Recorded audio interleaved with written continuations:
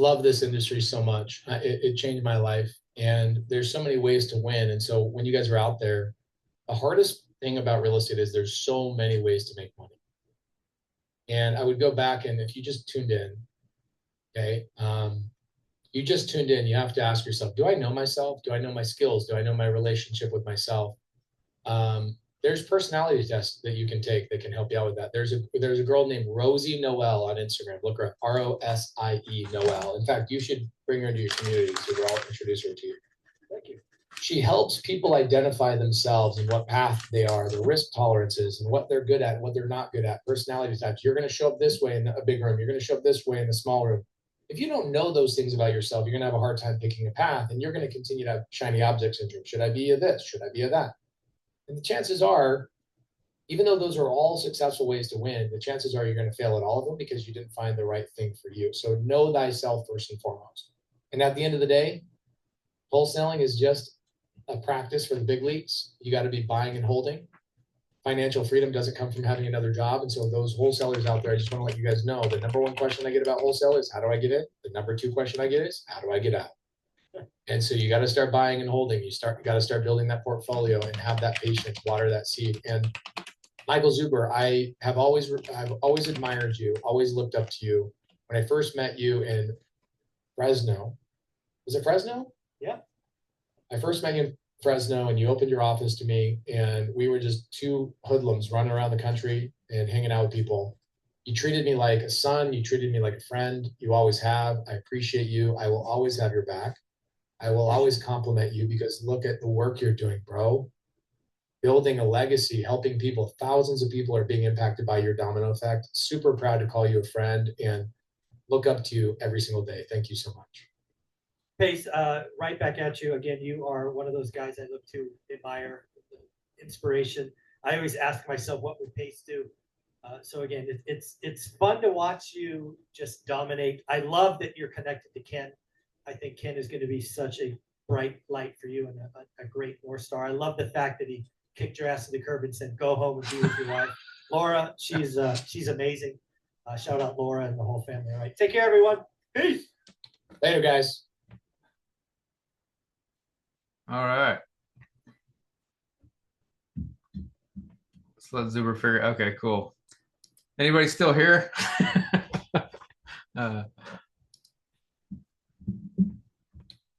All right, for those of you who are still here, I didn't realize, dude, I got to tell you, I think it was worth it. Sorry if I upset anybody by doing that, but if you didn't catch the whole thing, you might go back and check it. Those two guys are phenomenal, right? I know Pace catches a lot of flack, but you get to a certain level and people just start throwing shit at you. Now Zuber's starting to get stuff thrown at him too, so it's really interesting to see that happen. Now, I don't ever plan on getting there, but don't want to be there, but yeah, no, I've seen Pace behind the scenes, and you know that family thing.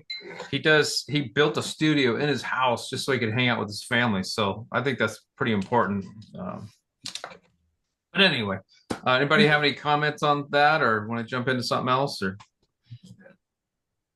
well, it's nice to see that side because there's a lot of the few videos I've caught of Pace Morby. I feel like there's a little bit of that, you know, maybe.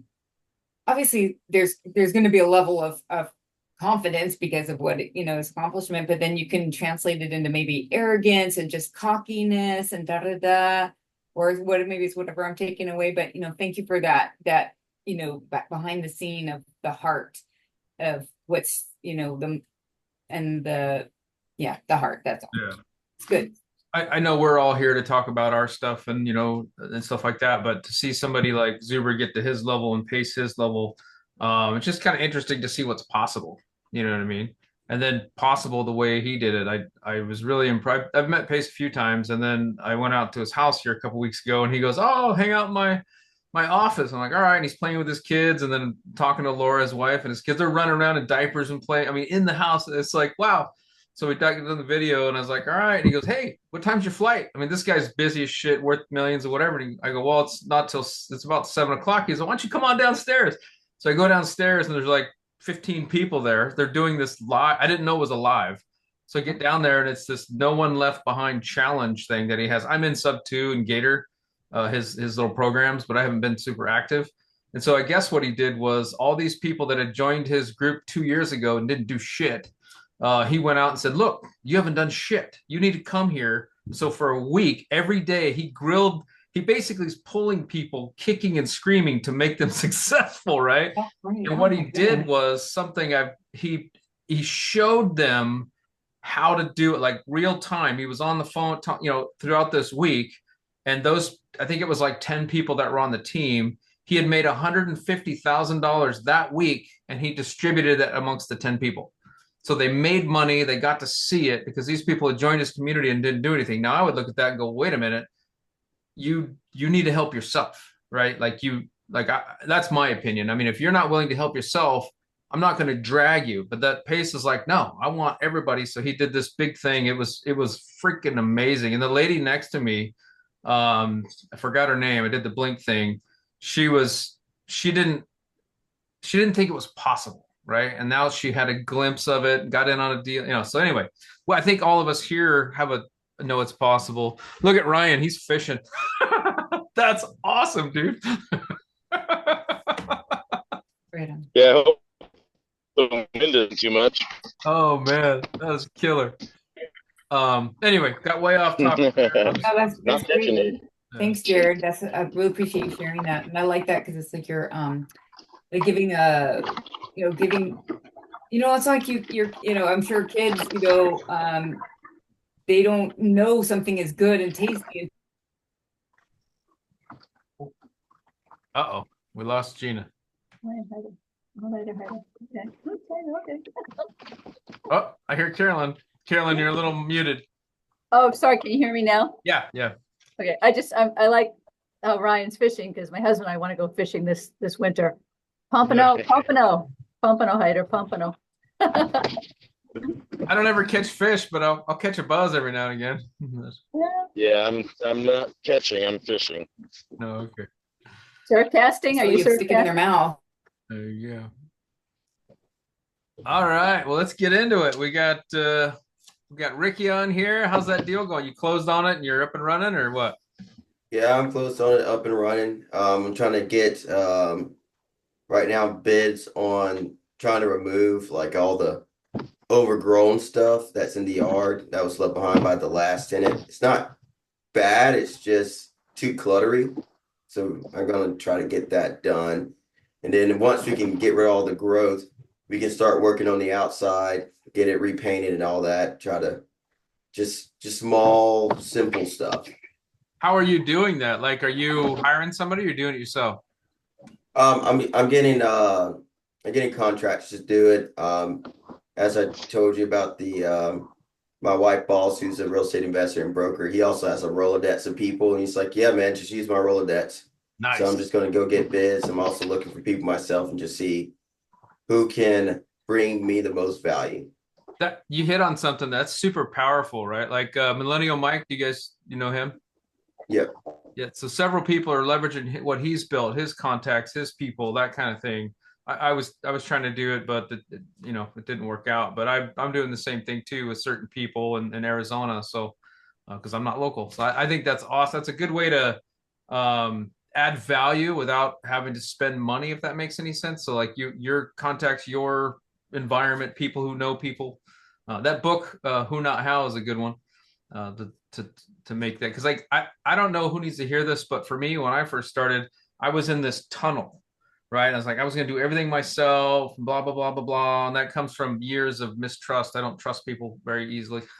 But then after a couple months, that book, Who Not How, helped me out a little bit and got out of my bubble, and then started leveraging people, and that's when things sort of took off. So it's kind of weird how that happens, I can't remember what video I watched or who I watched it from, but they said if you're not willing to go find people to do the work for you, how can you really start a business? And being a real estate investor and owning rentals is a business. So if you can't go out and find the contractors to make your life easier so you can go do other deals and free up your time, then how can you spend it? For me, the being out of state, like being forced to invest out of state, was more than it helped me, because if I was local, I would want to do everything myself. And then I have to learn to get out of my own way. So for me, investing out of state, it forced me to build a team. It forced me to have that, which was a good thing. So it's funny how things work out. I think it's cool. I agree. I think thanks for saying that, Rick, is that, and Jared, because I'm not a person I don't want to delegate. I don't want to manage people. I don't want to supervise. I don't want to tell people what to do. I don't want to be like, having to look after people, or I usually end up, it's one of those, like, it's just easier for me to do it rather than try to get somebody else and then have them, da da da. However, part of it's obviously an intimidation for me in terms of supervising or managing another, being responsible or giving direction. And that means I have to be the decision maker. And that's just not something I personally, it's not really actually my, I have my insecurities as well. But to your point, I cannot grow a business, in a silo or as a lone person. And I'm going to have to take on a virtual assistant. I am going to have to give direction. I am going to, if I grow in different areas. I have other business goals where it's like, I would have to be a manager, take that responsibility. So I was thinking about the fact that I have property managers. It's like, I have to kind of direct them. I mean, they do what they do, but then, they bring things back to me where I'm like, I have to give direction. And it's like, okay, I actually do have more experience in this than I give myself credit for. That's my point. And I'm realizing, okay, I can leverage off of my little baby experience and take another, and maybe move it a little bit forward. That's all I felt like sharing. So I have a story. My grandmother, she owns about 5 or 6 rentals. And I would look at the business she's running, and hate to say it, she runs it horribly because she has trust issues. Funny enough, she's a counselor, but counselors need counseling. But she just don't want to give the management up to someone else, which, yeah, you can self-manage, but I'm like, you can't really expand. You're being overly stressed. And I'm like, yes, you had a bad experience with one property manager, and you just have to find someone else you can trust. And I try to, every now and then I nudge it, like, hey, grandma, there's this person I really trust. I think you should give it a shot. It's just like, no, no one will take care of their property better than you can. And it's like, yeah, that's true. But there's also relationships that you can build with people that will also help take care of your property as if it was theirs. The end. Yeah. Yeah, I think part of it is what your goal is. So if your goal is to just get one and be done, well, I guess you really don't need to scale that much if you plan on managing yourself. But like for me, I need to scale and grow. So but I did think it was important for me to learn it, right? So the first one, I kind of did a lot of it myself. And then after I kind of learned what it was, I did about half the next one. And then we sort of started to fade into having people come on. And I just did that because I was trying to make sure I understood it well enough so I can hand off certain things. So actually, funny enough, I have met with the tenant. We had a sit down. And I explained to her, because I had to change all the locks since the old previous owners did not have keys. So I need to change out the locks so that I can have a set of keys. So if I need to bring in contractors and stuff like that, I can have that happen and not have to worry about the tenant being there. And since I was there changing out all the locks, I had to talk with her. It's like, this is what I expect out of you. This is what you should expect out of me.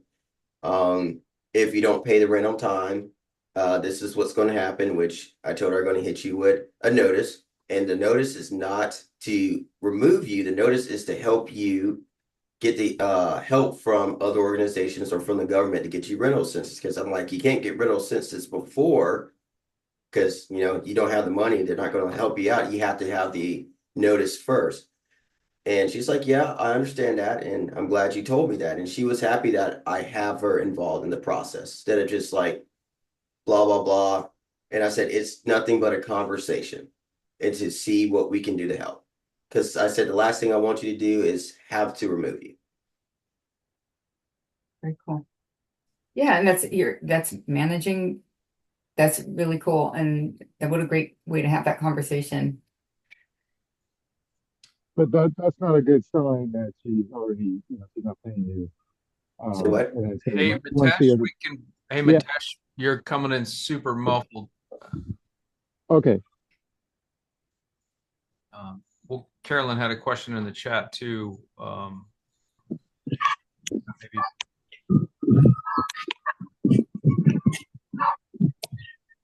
Okay, Mitesh, while you're fixing your audio, I'm going to ask. Can you hear me? Oh, Can you hear me? yeah, go for it. Okay, so like a bad sign that somebody stops paying you, and then they do get in a program, but the program's temporary. So after the program ends, they're going to be in the same position not to pay you.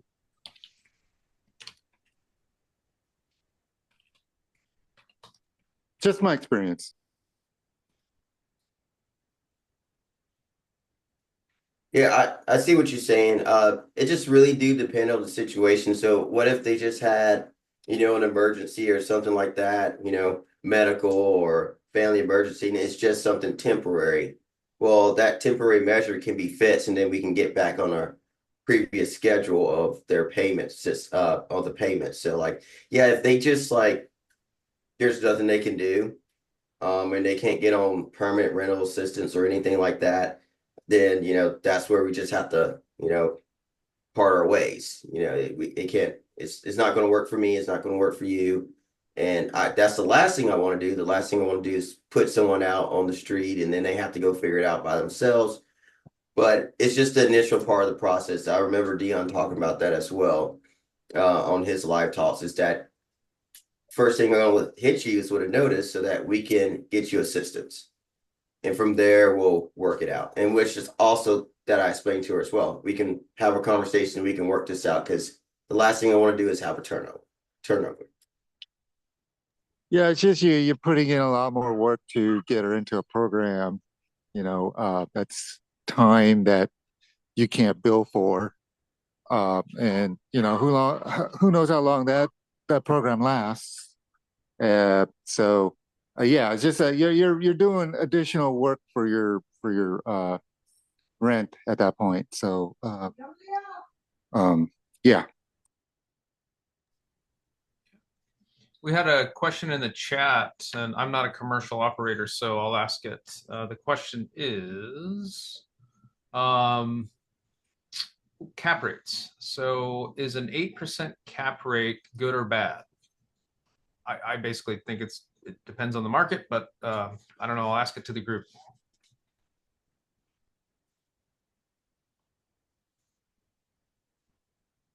Anybody on here do commercial?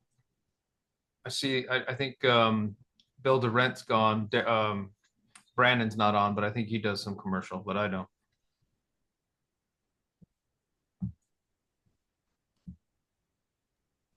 I almost have to write down that because it's always like, which is it? Is it good? It's bad? And it has to do with the value, the income to value. And so let's put it this way, a cheaper property that gets maybe a bump in rent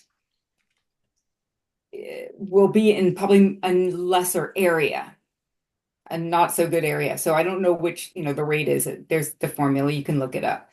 But then if you want that nicer property in that very, great metro, et cetera, it's going to have I guess it's going to be a lower cap. I can't remember if it's a lower cap rate. It's going to rent easier. It's in a desirable area, but the property itself is much more expensive for the same amount of rent. So there's kind of like, you got your A property more expensive, your B property less expensive. What's the value to you? And so that's the nature of the cap rate. And I don't remember which one is which, the 4% and the 8%, that sort of thing, and how to. So, but that's the way I think you're kind of what you're balancing. Oh, well, the question was mine. Thank you, Gina. That wasn't very helpful, sorry. Oh, sorry, no, that's good. I was wondering why you wouldn't also apply it to like a 4-family. You know, Oh, yeah, you would. Oh, yeah, you would. I think, because commercial is 5 and above, I know, but because I would want to do that with a 4 or a 3. Are we talking about cap rate? Yeah, yeah. Coach Carson says there's also there's a community rate or something like that. Also a local cap rate, and I don't know how you would find that out. If you just, he says you can get the averages of maybe 4 or 5 cap rates in the area. That would, Yeah. to get the average cap rate in the area, and you can use that too. So I'm still trying to figure out how you can use that to help you in your purchases. Are you looking to get into commercial or just the single family fourplex type and below? Like a fourplex. Yeah. Yeah. You can look on LoopNet, I think, and just kind of see if what kind of properties are offered on LoopNet is a possibility too.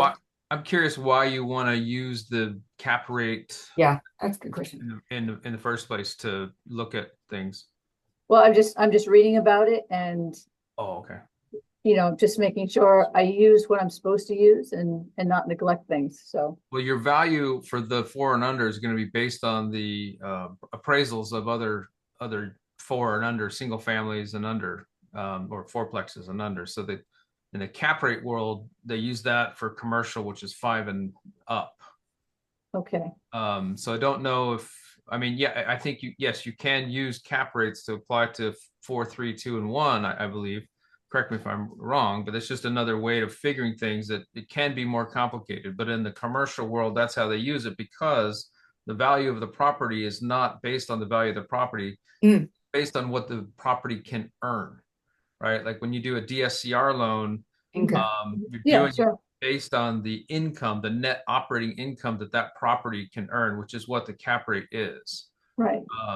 But on the 4 and under, they don't typically use that. I mean, you can if you wanted to put that in there and figure out the math, but just know that I think the value is going to be based on the other 4plexes in the area, the other 3plexes in the area, and so on. So, and doesn't Michael uses yield, right? Cash on, or you can do cash on cash, or you can decide what your measure of. Yeah, it depends on your goals. Like my goals basically cash flow, and so what I'm doing is I care about my cash on cash because I want to keep my cash going and being as effective as it possibly can, but it's not the end all be all. I have a cash on cash that was 9%, and then I have a cash on cash that was 38%. And I like both of them because of the cash flow, not necessarily the cash on cash return. So my goal was cash flow, even though one property I put 40 grand in and I'm making less monthly, but I only had to put 40 grand in. The other property I dropped 130 grand in and I'm making 2,000 net. So I'm in the higher range, but I had to put a bunch of money down. But my goal was cash flow. So I don't care. I want to put it to work and where it made the most sense. So okay. Carol, do you watch using that yield equation that Dion and Michael always share with us, so I'll just stay with that then. For Carol, 4 and under. Carol, do you watch a lot of Dion? I do. Yeah. So if you remember, a lot of times he will say, don't overcomplicate the math, because the math shouldn't be overcomplicated.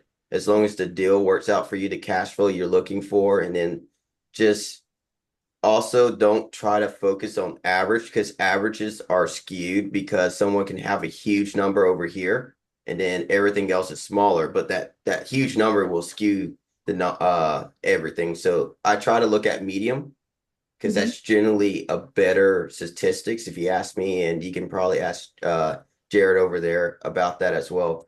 But I try to generally look at medium, and then I look at the cash. I use cash on cash return, but I don't look at it as much because I'm really looking for cash flow for the most part, and then also appreciation, because as long as I know it's going to appreciate, and then I know it has at least cash flow day one, it really don't matter that much because over 30 years, it's going to go up. Depreciation is going to go up, and then the cash flow is going to go up. So I know you're looking at commercial as well. So it's a little bit different because the banks kind of want you to make a certain amount every year. Am I correct? Or is it like every so often that they have to reevaluate? I thought. Depends on the loan. Yeah. So best way to look at it is probably to look at the deal, see if it meets your cash flow requirements or you can get it up to the cash flow. Is it worth the money that you're putting into it? Will it appreciate as well? And on top of that, see what your lender requires out of you. And if that all fits together like a puzzle, then go for it. I think Pace said something in that video that he just did with Zuber, which I think was really important. Be careful who you listen to, like your whoever you're, because there's, you know, like the Doomers, obviously, right? If you listen to Doomers, you probably wouldn't be here. But different people have different goals and different values, right? So I guess consider the source where you're consuming information. That's a big one because I have a friend of mine. He does something that is so crazy. I can't even believe he does it. But he makes a lot of money in different ways. He's an investor in a bunch of different ways. So he buys alligators, right? But he buys alligators in areas that are, you know, he thinks are going to appreciate. So nobody in the planet, like in Zuber's world and our little world right here, we don't do that, right?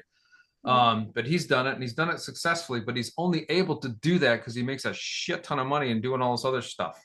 And he's also a really successful real estate agent and investor. So he can get away with that.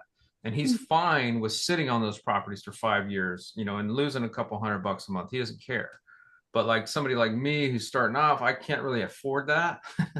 And I'm guilty of letting him influence me a little bit because I'm actually glad that that property I put that offer in didn't get accepted because it wouldn't have been an alligator, but it would have been break even, you know, for a year. And then if anything broke within that year, it would have damaged my cash flow. So, I mean, I'm glad that, you know, everything happens for a reason, I think. I'm kind of a weirdo because I believe there's something out there guiding me. I'm not a religious person, but there's got to be something because I'm an idiot.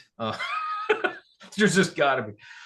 Because there is. I'm a religious person, so I'll tell you there is. Yeah, I mean, there's got to be because I mean, there's no other way to explain it. There just has to be something. But sorry, I don't want to make this a religious thing. But yeah, I think consider the source. And I think Grant Cardone said something once. He said, you know, look at the people that are doing the things that you want to do and do what they do, you know, or at least similar. So that's all I wanted to say. Where you guys have your properties? I'm not too far from the lumberjack landlord in Rochester, New Hampshire. Oh, Rochester, cool. Ricky, where are you at? Albany, Georgia. Oh, okay. And I'm in Arizona. I know Ryan's got our all-nighter. But where you said, but your properties are not in Arizona. Where are they? Who was that directed to? Me? Yeah. Oh, mine are in Arizona. Oh, they're all okay. All right. Yeah. So, one's in Oregon, but that's my primary. Okay. So, anyways, I have another need. It's not a question. It's more of a need. See, I'm fixing up commercial properties in Detroit, Michigan, and my property managers, you know, buying the stuff from Home Depot. But I would like to find somebody that can look over the inventory and see, you know, what can be improved in terms of hardware and things like that. Because I don't know anything about construction at all. So for me to get the parts list and look at it, I have no idea. So I want to find somebody that can review the list and tell me, okay, yeah, this is a better part. Get this one. Don't get this one. You know, things like that. Man, you should join Lumberjacks. Yeah. Sessions. Yeah. I guess. Well, I just need somebody to review it. I don't want to like learn anything.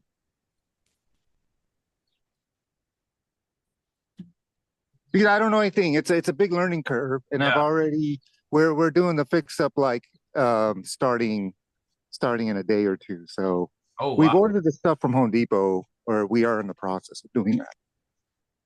Do you have a contractor that you trust, Mitesh? A contractor friend or someone you can the property manager is managing the whole fix up.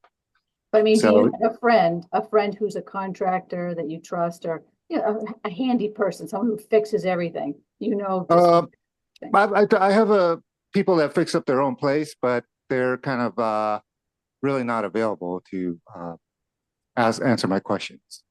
Okay, So it sounds like you want someone who is experienced in construction that does it on a daily basis, probably for a business that optimizes everything.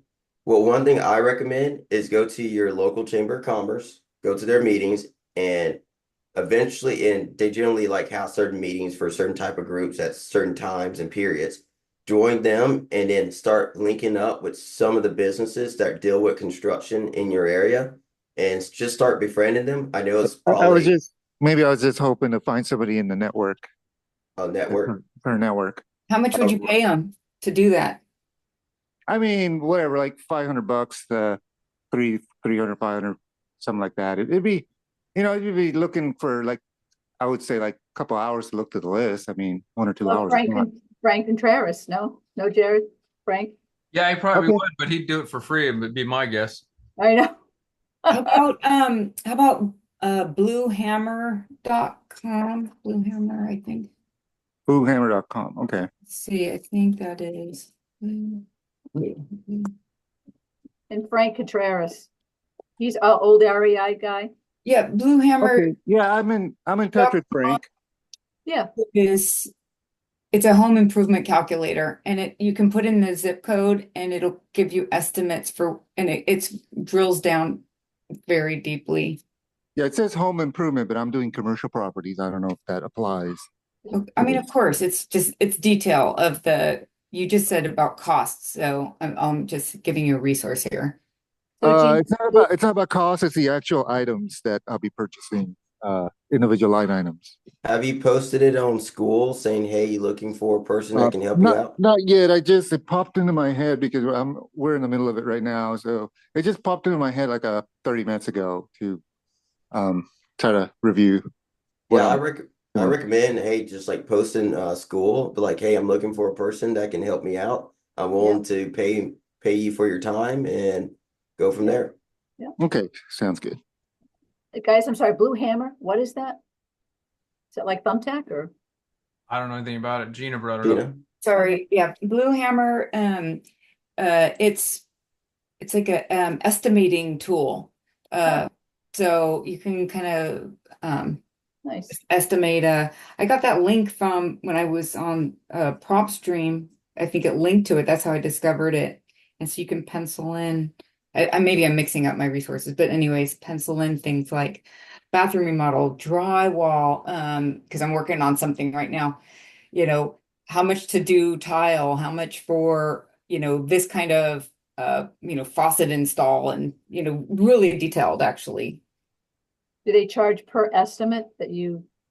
I'm looking at the site right now. I can look it up. I just didn't know if you knew offhand.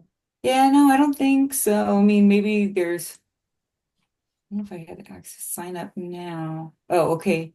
I don't know if they have like a free sign up or what. Okay, yeah, I'll look it up. Cool. Thank you.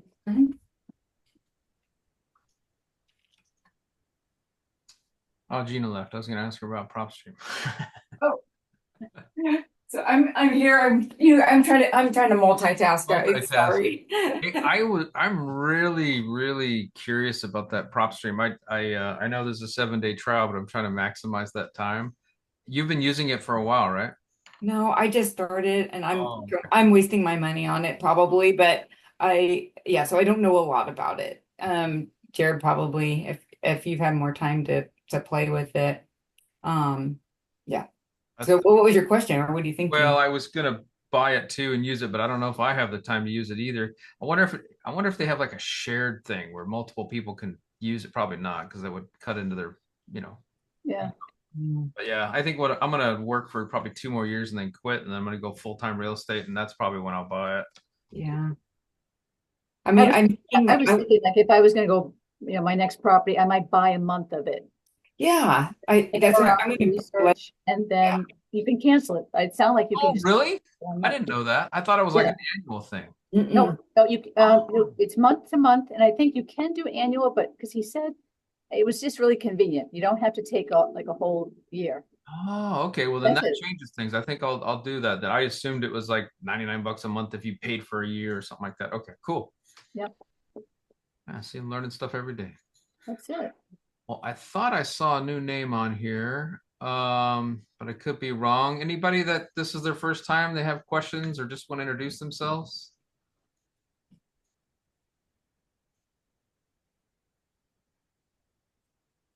I'm hesitant to call out the name because last week Shane embarrassed the hell out of me. I've met the guy in person, and he was here the week before, and I'm like, oh hey, and I didn't recognize him in the video, and so he's like, dude, we've met. I'm like, I know, dude, I'm so sorry, I'm horrible. Oh, Ricky, man, I still think about that when you commented last week when you said, hey, I gotta go. You guys don't want to see my wife come out and pull me out by my ear, dude. That was the funniest thing ever. I told her about that. She's like, yeah, I would do that. Yeah, I thought it was well because it reminds me of, my wife. All right, so moving on here. What else we got going on? I got a question about the Vegas event that I just said. Oh, yeah. I think it's $299. I think yeah, $299 if for the regular, and then I don't remember what the other thing is. The VIP. $7.99? I can't remember. I shouldn't guess.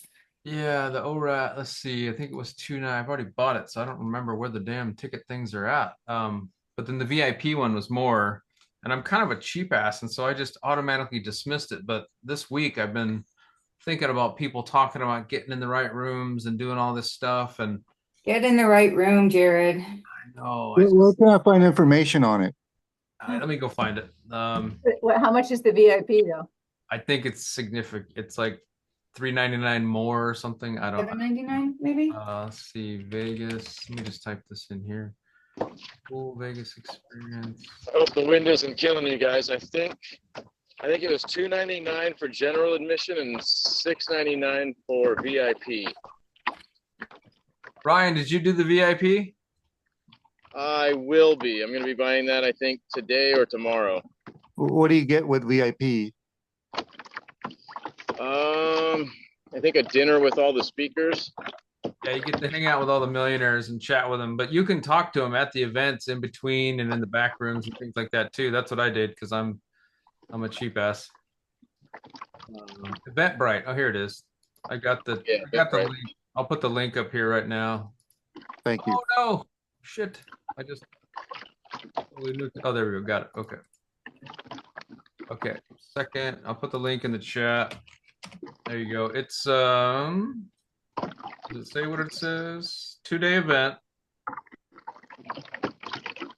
You select tickets and see what it tells me. Yeah, general admission's $299. VIP is $699.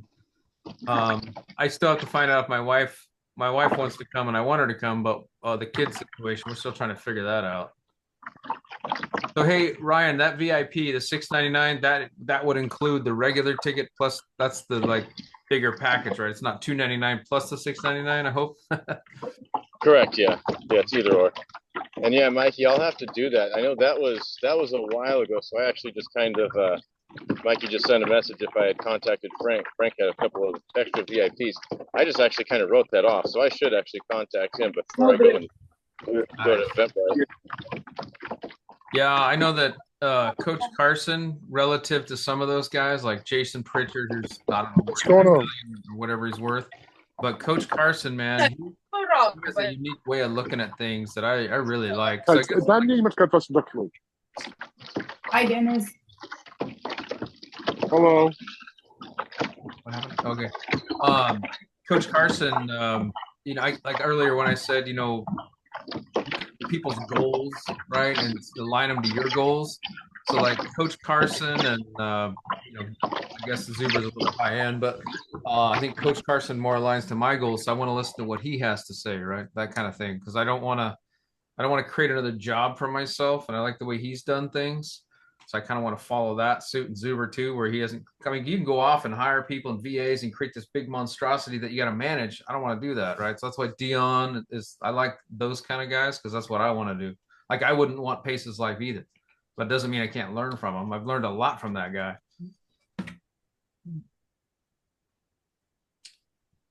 All right. So Well, I Vegas. had a question about, well, what's my question? I guess getting a HELOC. So what I did was I let a 1031 exchange fail. I'm gonna take the tax hit and I sold a property, but I just for my state where we're at right now, my state of resources is I want to shore up resources and I just couldn't if I went into, debt, I would still be in I would be unstable. I would feel unstable. So I just said, okay, I'm just gonna eat it. And nothing was really coming up that was like really awesome deal. And I didn't have that capacity to make it the great deal. So I just kind of left that just made that decision. So we're done. Now I'm like, okay, maybe I should take out a HELOC on one of the rentals. I've got one that's free and clear, or should I guess I can't do a HELOC on something that has a loan. You can. Or unless I do a refinance. Yeah, you can do it. Do a refi. You can do a second lien HELOC on a house as long as it's got enough equity in it.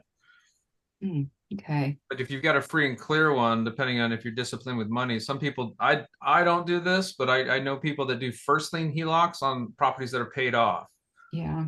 So they keep it open just so if they have a deal, they can capitalize on it and then utilize that money. But just like Zuber says, most of them pay that down or have a plan to pay it down in a short amount of time. Like I do the velocity banking thing, as you guys all know, but I only take out 30 grand at a time, even though the HELOC's 105. That way I know I can pay it down, because if you have a variable rate and that thing spikes up for some reason, I don't want to deal with that. So but I know I can pay 30 grand off in 4 months. So I'm cool with, anything changes in that space. Hey, Jared, question for you. You mentioned last time that you're at 50% of paying down your properties. Any specific reason for that? Yeah, because I want to cash out refi here next year whenever the rates come down. But you don't want to go less than 50. So like you're always going to have 50% in your properties as far as, is that because from a tax essentially write-off perspective, or like what's the reason? It's because of our wonderful people that are in charge can't help themselves but print money. So if I leverage it, it's not my money, it goes up. I plan on always having mortgages on everything except for my primary.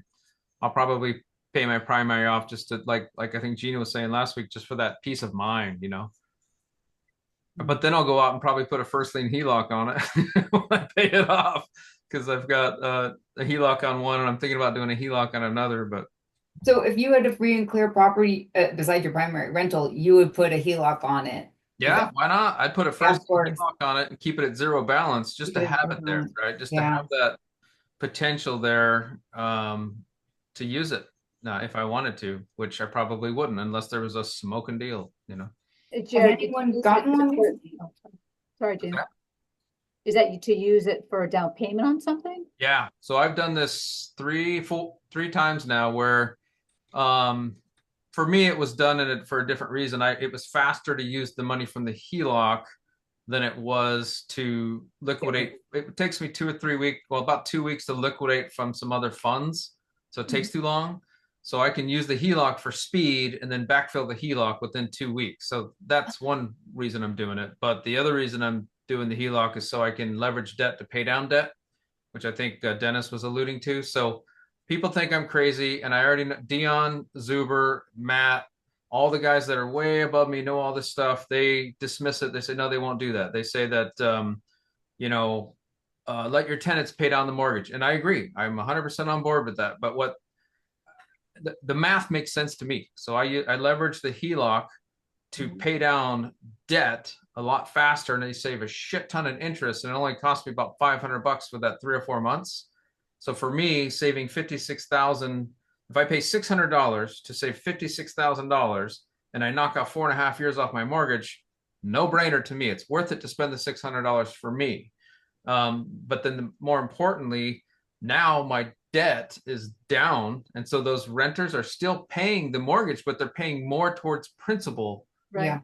than they are, you know what I mean? Like in the grand scheme of things. So for me, once I get past, and I'm not at 50%, Dennis. I'm at 50% on one, 60 on another, 66 on another, and like 85 on another. So for me, if I get down to 50, which would get more of the payment going towards principal, that's when I'll kind of stop, right? Because then most of the interest is knocked out, and then I'll just leave it alone until such time that I think that it's more beneficial to me. There's more ROI involved for me to cash out refi if the rates are right, cash out refi.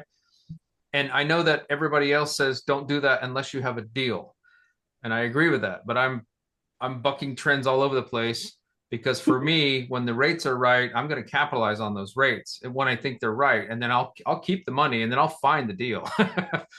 So listen to this, everyone. It's something really cool about financing and stuff like that. I love our local RIA, and they're really stepping up their game, and they're having guest speakers. We had a guy come in, and it was last Tuesday, and the guy is basically, he is very big into banking. He's not a banker; he's a real estate investor, and he talked about how he is able to go into smaller banks and get line of credit, get loans on properties, and he doesn't have to do. I mean, obviously, I think when you come to leverage, you have to look at different options. But he said that he gets really, really good rates from, and these are predominantly smaller, like it's not TD Bank, it's not Bank of America, it's not Wells Fargo, but it's a local bank. And what he does, he comes in and builds a relationship with the banker. And there are some banks, apparently, I didn't know this, but there's some banks that are very friendly towards investors. They're not the large banks, because those banks, they're dealing with people on a whole different level. But like smaller banks, like who have like up to, let's say, I have to go back and look at like the notes, but I think it was like several branches in your local area. If you can build a relationship with that local banker, if you can actually, take you out to lunch, or you take him out to lunch, you can definitely have another opportunity to leverage capital. And if you have properties, it's even better, because he showed us this model. And I'm actually going to put it together, and I'll post it in school once I do it myself. Hopefully, I'm not going to write any copyrights from him. But it's basically a portfolio that you put together. And he's like, when I go to these smaller banks, he's like, I provide the information before they even ask me.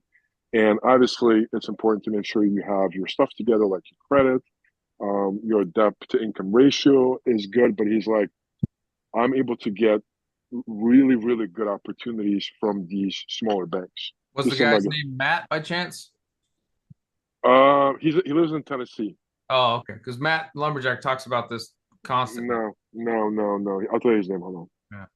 Yeah, and actually, I'm taking a page out of that book. The only problem is, since I'm so new, I've talked to a lot of the credit unions in my market, and they're all looking at me. They want to see the tax returns. I don't have any yet. I'm so new.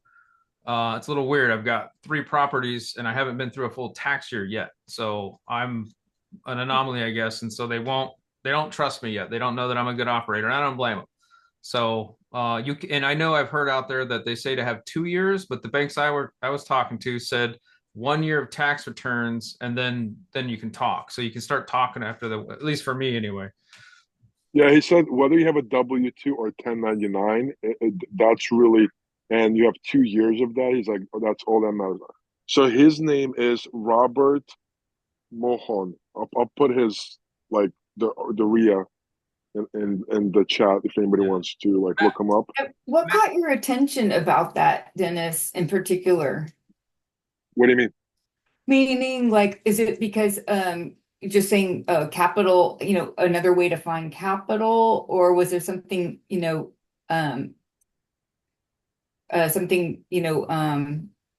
else about what he was sharing that kind of caught your attention? No, I think it's that there's just so many different ways to go find capital. The biggest problem that most people have is, well, there's 2 problems that I find. First problem is that most people don't know what they're doing, and they don't know how to have what's called exit strategies. And second thing is they don't have the capital that they can go and find. Like, we have this community called Gator. You can find capital all day long if it's short-term capital, like under 6 months, under 1 month.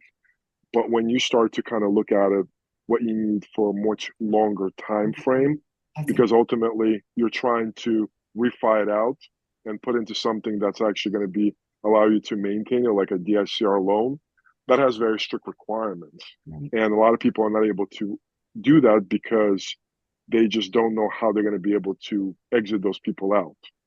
So this is just another strategy that I'm seeing as an opportunity to explore. Yeah, And yes, I'm in Henry the Washington, also. Henry Washington does talk about it. Actually, I had his course, but this guy, like, he was face to face with me and stuff like that. And just someone that, obviously was popular enough that Aria invited him. You can see it. And I see, even based on what you're saying, it sounds like, Jared, for example, you may not have the tax returns and all that, but you could still go in and set a meeting and still go, hey, I don't have my tax returns, but this is where I'm headed. This is where I'm going. Do you want to get on my train? Do you want to get on board? And what would it take for us to get to know each other better and build, have that conversation? Can we, can I get on your foreclosure list? Can I don't know how you would start that conversation, but you don't maybe need to come in, oh, here's all my kit and caboodle, but letting them know, here's my vision, here's my plan. What would you want to see? What's your advice? What would you recommend that I do to start to prepare myself so I can work with you guys? Maybe that's the conversation you have to get going. Yeah, yeah. I think, I always like the comment, never dig a well while you're thirsty, right? So I do think that this opportunity to set the foundation in place, especially if you're doing business in the area, you're somebody that at some point, I mean, everybody in this world needs capital at some point outside of the friends and relationships that they have established, right? So what's interesting about it is that I literally yesterday was driving by to take my kid to a sport, and I see a bank that was out of my sight before, and I know it's not a large bank, and I gotta go look it up, but I think they have like under 10 branches. So it's like you start to open your eyes to more things once somebody like points it out to you. Because like my bank, I have a very large bank I bank with, TD Bank. So they're pretty much in every corner in our area. So that's what I typically would go to. And those are not the banks that you're going to be able to build those relationships with. And actually, after the event, me and him were talking, and he goes to me, he's like, and I do recall somebody also telling me before like the whole internet came about, obviously it's before in my time, having a relationship with your banker, having a relationship even with your local department store was very important because it was all relationship based kind of situation. And I think with I don't and I came into this conversation late, but anybody watch Zober and Pace Morby today? We streamed it on here. Okay, cool. And I was at soccer. I'm always at soccer games, sports games with my kids, and I was watching that, and I constantly want to reflect on the fact that what Pace Morby talks about and Zuber talks about is that like getting back to the basics. Like it's just like there's so much out there and you can do so many different things, but like nobody wants to do the basic stuff. My wife was able to door knock and get an $800,000 listing.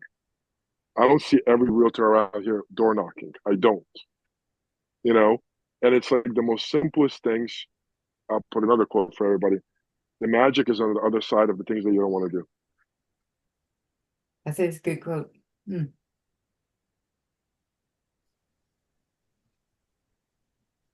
cool. Cool deal. Anybody else have any questions or topics? Now, Jared, I sent you a text on SKOOL about velocity banking. Oh, okay. Okay. That's it. I was going to start my own school on velocity banking, and I was halfway through Alex Hermosi's thing, and I realized that it's too narrow, per that thing. So I canceled it. I think if I do anything, it'll probably be the co-living or rent by room type thing. Create a separate school thing just for that, just to focus on that. So I was actually thinking about that, Jared, because I started as essentially a speaking session this Sunday. I did a meetup for the sub 2 community, and I did it in Central Jersey, and we had about probably, I would say, close to 25 people. And I started like a new topic, which everybody knows and aware, and that's called the art of networking. And I was talking to a guy there after we were done, and he's like, oh, so like, he's like, what are you gonna take this now? And I'm like, well, I'm gonna keep doing this at meetups, like kind of like, like when somebody starts getting their band out there, they're playing like at small events and bigger and bigger and bigger and bigger, right? And I think that's what I'm gonna be doing. I'm gonna be speaking at meetups about this topic. And each time I'm gonna take feedback, I'm gonna curtail it, I'm gonna change it around, talk about my experiences when it comes to the art of networking and art relationships, what that got me from a monetary perspective, from a relationship perspective. And he goes like, oh, what about online? And I'm like, well, at some point I'm gonna do SKOOL, right? And he's like, well, isn't that like kind of narrow? And I'm like, I don't think it matters to me. The reality is I'm gonna start, and I might either have. So Ryan Pineda told me one thing that I really stuck with me, and that was never spend time with people that are not willing to put a dollar. So I might do a SKOOL community where I'm going to charge just $1. Or I might do what Zuber does, charge $20.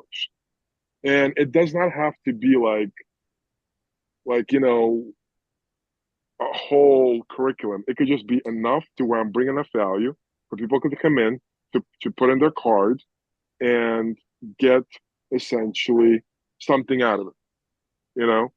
So that's what I'm going to probably be doing. So don't think what you're doing is too narrow. I think velocity banking, you can make examples, you can make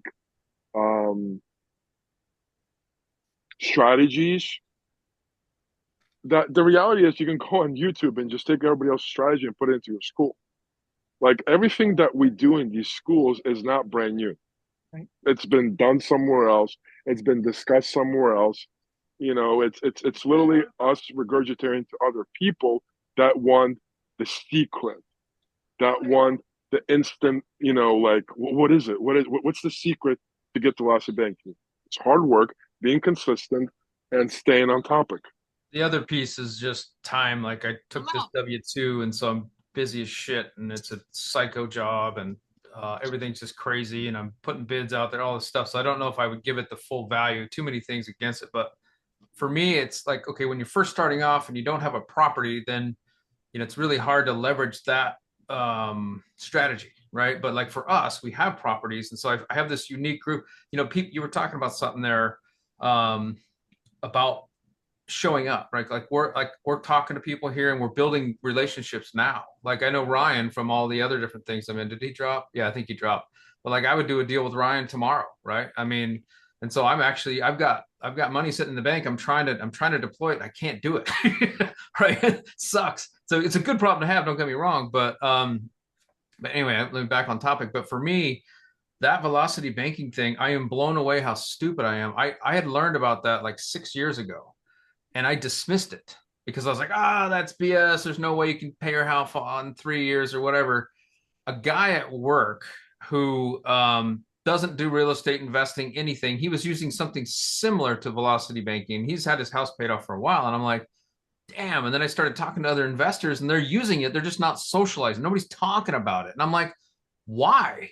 And they're like, well, it's kind of like religion and politics.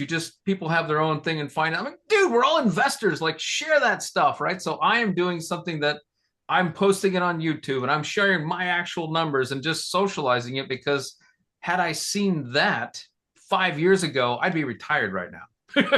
You know what I mean? Like, son of a bitch, like, why didn't you guys tell me this stuff? Yeah, but Jared, it's hard to do. It's I know hard to people do. don't want to hear it. Like they just and it's you got to be consistent. You have to. It's like going to a gym, right? Like you want to get a six pack, you can probably get it at any age, but like, what are you willing to give up to do it, right? And just like with what you're doing, like you have to sit down, you have to plan, you have to, future plan and stuff like that. And unfortunate to say that, and obviously I don't know if we have anybody in their 20-year-olds here, but I would say we're probably in our 40s and 50s here. But you all look fabulous. And what I will say is that like this whole instant gratification is not getting our society to anything good. And I think like I can speak for myself. I'm also getting to a point where I'm like, yes, I want things instant gratification as well in some cases. But the reality is the instant gratification is not really the truth. Right. And like, like, well, I put up this website. How come I'm not successful? Right. It kind of goes back to like when we first launched our website back in 2000 and me and my mom, it was 2000, I think, and four. It was a real estate website. And she's like, well, why nobody's coming and asking us for information? Because we went through this agent. He's a Craig Proctor agent in California. No, I'm sorry, Toronto, or in Ontario, like around there. And he was very big in like websites, 800 numbers. And she's like, well, why nobody's coming to us, right? And I'm like, well, we probably need to go market it somewhere. We have to go do something with it, like it's not just gonna come to us, right? And that's what I think when it comes to like your strategy, people who you're gonna attract the right people. You just have to keep on doing it. That's really the end of the day. Well, I I'm not, know. yeah, but the funny thing is, I'm not trying to attract anybody to monetize. I just want more people to that whole rising tide thing. Man, for me, it's a game changer, and I'm shouting it from the rooftops. But the problem is, it's for a specific one. It's for basically for investors, and then two, it's investors inside of a narrower group. One who have a property they can pull equity out of for one, and two, and three. I mean, you have to be very disciplined with money. Like if you're somebody that's not disciplined with money, or you have a spouse that it's not going to work, it's just not going to work. It'll blow up. Now I am super lucky because my wife is on board. I'm kind of anal. I'm disciplined with money. I'm kind of focused and I'm driven. I'm like, the light bulb came on for me in April 23, and I'm like, F it, I'm going for this, man. And so I was on an interview with somebody on one of the podcasts, and they said, well, it was this guy named, do you know Paul Rink? I know you're in sub two and Gator, right, Dennis? Yeah. Do you know Paul Rink? No. Okay, he's in sub two, and he says, well, what did you think about this, and how did you think you were going to overcome that? And I'm like, to be honest, I didn't even think about it. I just went for it, right? I don't know. I just went for it and just worked it as we go. So it reminds me. Jared, I'm gonna have to push back on your premise is that it's too narrow. I think the more narrow, what you just said, the person who's anal, the person who's got their numbers, person who's got something to work with, that's the focus. That is the perfect, description of your school, your community there. And you will, if you find, 25, 50 people, they will get the message out to the masses. You want to serve the masses, but the masses will not find you because it's just too general. It's going to be all over the place. So good, Gina. And actually, I was listening to you should all go listen to Ryan Pineda. Ryan Pineda does amazing podcasts, in my opinion, and he videotapes them. There's one specific, I forget the guy's name. His name is Roy something, and I'll tell you right now what his name is. His name is Roy something. But ultimately, what he is, he's a brand strategist. And the one thing that he was talking about, and he's like, here it is, Roy Vaden. Everybody, go watch his interview with Ryan Pineda. It's amazing. And what really he talks about, he's like, what everybody should be doing is actually investing in people who they have already established relationships with, not going out and obviously there'll be a point to go in and recapture. Now we're in the real estate space, right? So we did 21 deals this year. We should be going back to these 21 people and figuring a way to get them to become our biggest advocate. Because those 21 people are going to go tell one person, maybe two people about that we can service them, right? And it's going to essentially start multiplying, building out. So yeah, so I think Gina is absolutely correct. Being the riches are in the niches. Riches are in the niches. I love that. There you go. All right. Well, yeah. And Dennis, you gotta just turn your clients into investors, right? No. Well, I'm putting it out there on YouTube. I wish. Well, I wish. There you go. That's that. It's not. It's not. Can I? It's how might I? Yeah. No. I mean, for me personally, like that's kind of like what I'm struggling right now. It's like I'm trying to figure out. Like I really want to be the true investor friendly agent, right? And I'm trying to figure like to backtrack and figure out like how do I attract those people? And one thing I can really came up with, I mean, we've done 4 real investor deals just this, or no, 5, yeah, 5, 4 investor deals this year, right? Not a lot, but enough to where we did them, right? And I'm trying to figure out within myself, like how do I reverse engineer start attracting more? And one thing I came up so far is that I gotta start basically going to these properties that are like falling apart, falling down, and start educating from these properties. Like be like, okay, well, there's an outlet right here. It shouldn't be green. When you go look at and start posting on my social.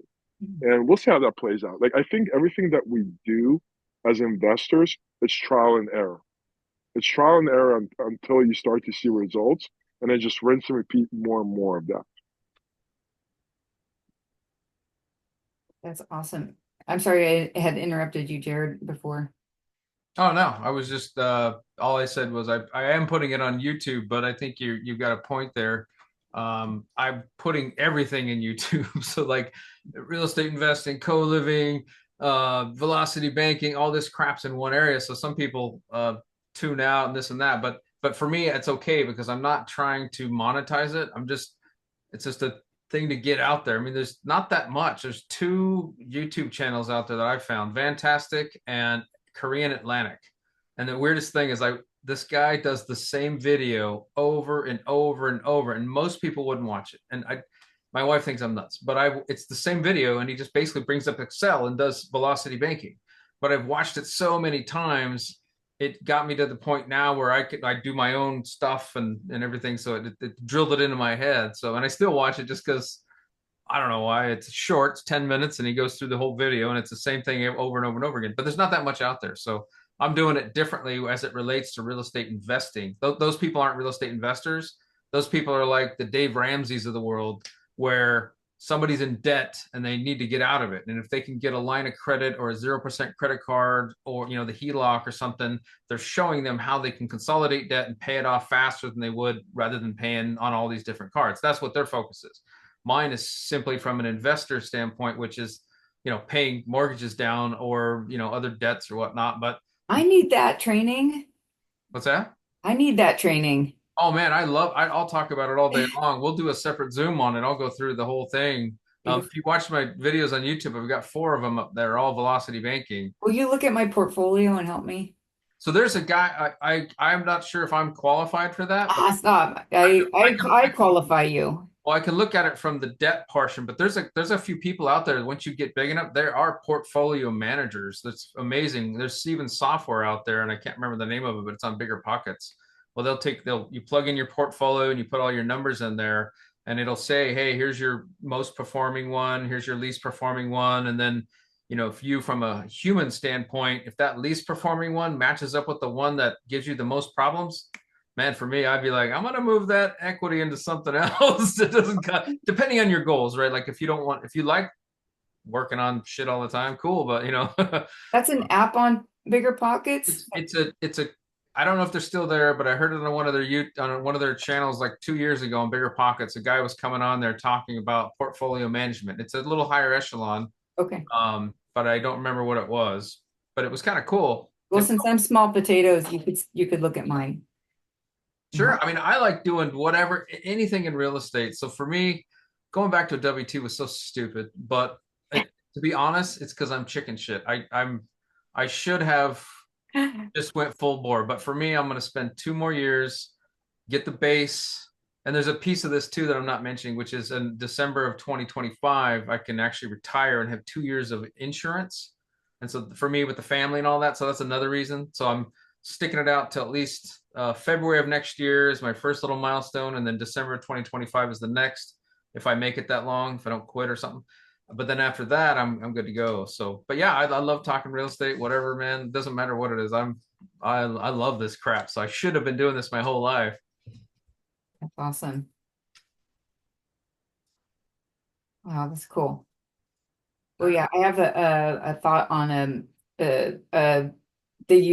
my niche is I like to help people discover their strengths in terms of their career.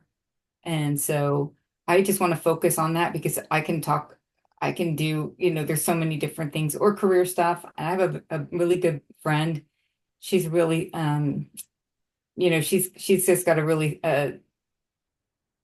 quick mind. And so she's really savvy and in the workplace. And so I'm like, maybe we could do a channel together or something like that and just do career stuff. And I think that would be really, for us, that would be really fun. And again, I think what you guys are talking about is just giving back. And then who knows what will come out of it, but you just got to let it get going on it.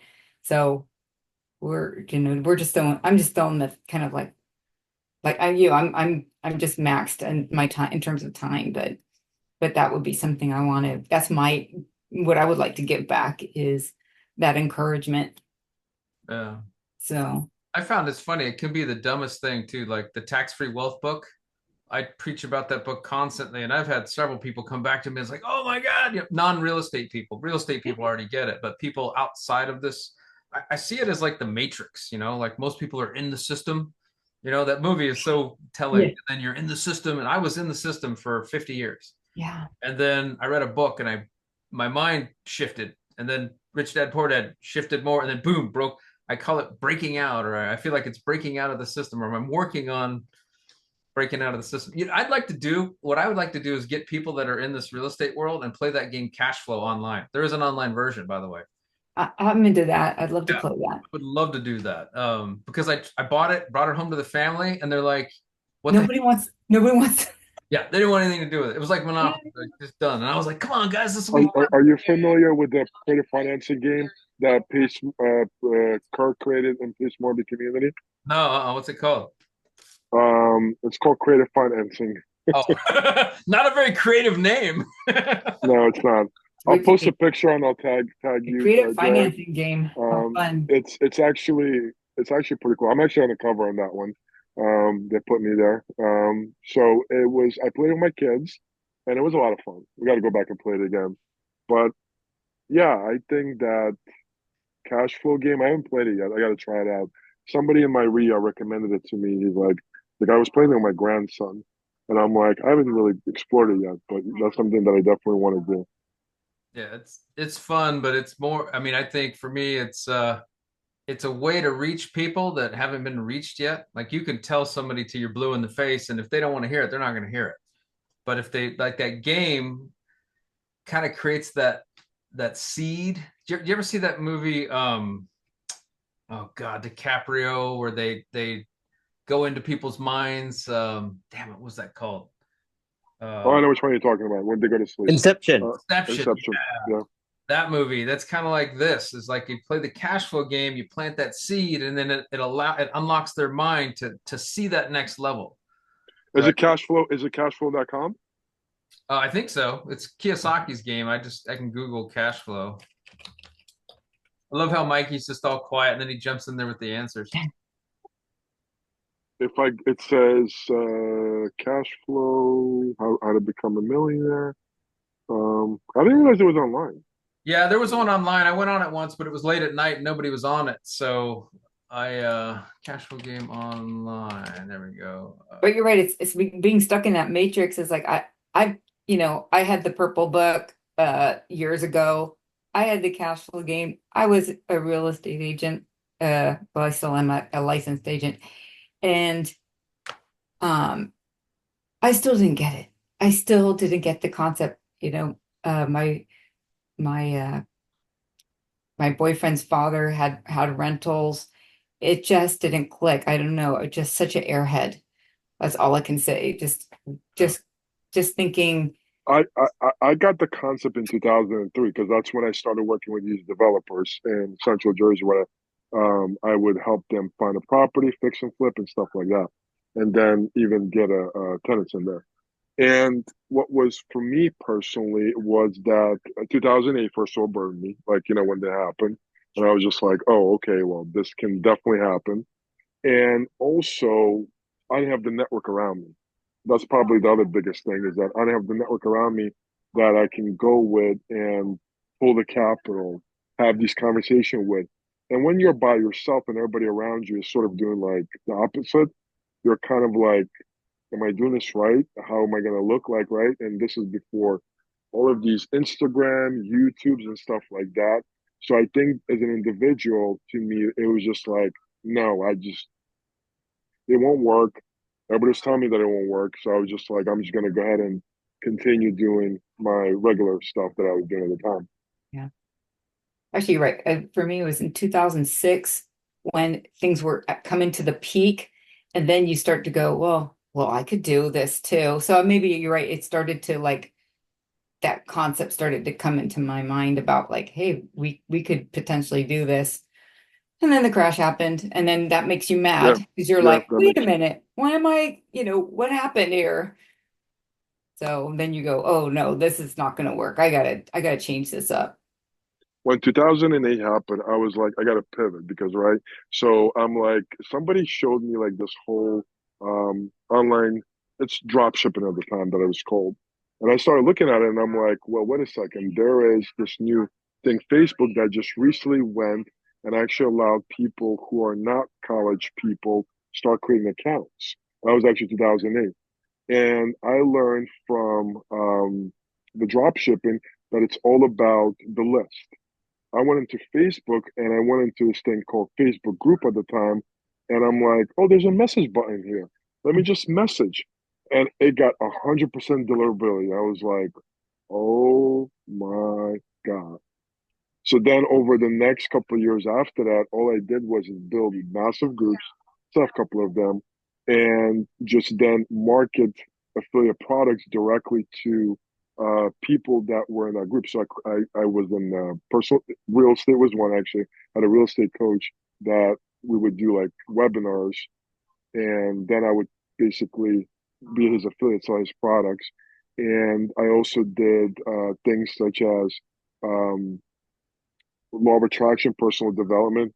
People love that niche. I still have a fan page right now. It has 170,000 followers, which I post there sometimes. And at the time, like, it was just money, like, constantly that I was making. And I didn't get back into real estate probably till 2012. And it was when I started going through Cody Sperber, Clever Investor. And ended up happening was I actually went to a title company. We had a lady that was in distress. She was in pre-foreclosure. And I went to a title company. I'm like, I want to wholesale this. And they're like, you cannot do that in New Jersey. You know that, Dennis. And I was just like, well, the guy from Arizona says that I can. And they're like, no, you can't. And I'm like, well, okay, then I guess I can. And I just kind of gave up because I didn't have that network and that infrastructure in place. Right. Yeah. So you're right. We definitely have a lot of advantages today. A lot of people do. A lot more working for us. Alrighty, we're down to 4 or 5 people. I know that it was a big interruption with that pace thing, but I don't know. I just thought that was worth it. If you didn't catch the beginning of it, I think you should go back and watch it, and it makes sense. Listen to what those guys have done, and just put it in the back of your, brain for when you're moving forward. So Yeah, I was really listening to like when Pace was talking about the W-2 and the superpower and like being able to size up people. That's the part that I really was listening to. What do you think Zuber's relationship, like why is Zuber doing these things with Pace right now? Any thoughts behind that? Like just because they're collaborating, or is there anything bigger behind it? I think it's bigger than like, Zuber's trying to reach people, Pace is trying to reach people, and in some of the strategies they've gone to shit because the economy, right? And so a lot of the strategies, look at all of them, Brandon, even Pace, different people are changing what they're communicating out to get a hold of the first timers or the beginning folks, right? And set expectations, like a little more reasonable expectations is what I think. And so those two came together, and they've met and they've known each other. And then there's another reason. But I think Dion's little ick comment there really got under Pace's skin. And so are they riving, or is there like no, is this like no. It's just No, Mike and Pace are great. It's this is being recorded, so Yeah, stop the recording. all right, Okay. guys, that's the end. I'm gonna stop the recording. Okay.